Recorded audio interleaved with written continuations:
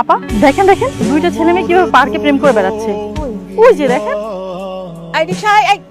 দাঁড়ান। আপা দেখেন মেয়েটা নিশ্চয়ই রান্না করে আনছে আর ছেলেটা খাচ্ছে। আবার দেখেন ছেলেটা গায়ে হাত দিয়ে জ্বর মারছে। কি যে একটা অবস্থা, এটা কার মায়ের ছেলে কে জানে। যে জন্ম দিয়েছে তার লজ্জা হওয়া উচিত, এভাবে রাস্তাঘাটে ছেলে প্রেম করে বেড়ায়। ছি। আপা ওটা আমার ইচ্ছে। কি বলেন আপা? আমি মনে হয় তোমাকে খুব বেশি প্যারা দিয়ে ফেলতেছি, তাই না? আচ্ছা চলো, তোমাকে আমি বাসায় পৌঁছে দিয়ে আসি। বাসায় যেয়ে মেডিসিন খেয়ে রেস্ট করবো। না না, আমি একাই যেতে পারি। না না, তোমার একদমই একা যেতে হবে। আমি তোমাকে দিয়ে আসি আর বাসায় যেয়ে ওষুধ খেয়ে রেস্ট করবে। সাবধানে নাও, হেলমেটটা পরো। তুমি কোনটা পড়বে? তুমি এটা পরো, তোমার সেফটি আগে। রিক্সা, ওই যে বাইকটা গেল না সামনে, ওই বাইকটাকে ফলো করবো। চল।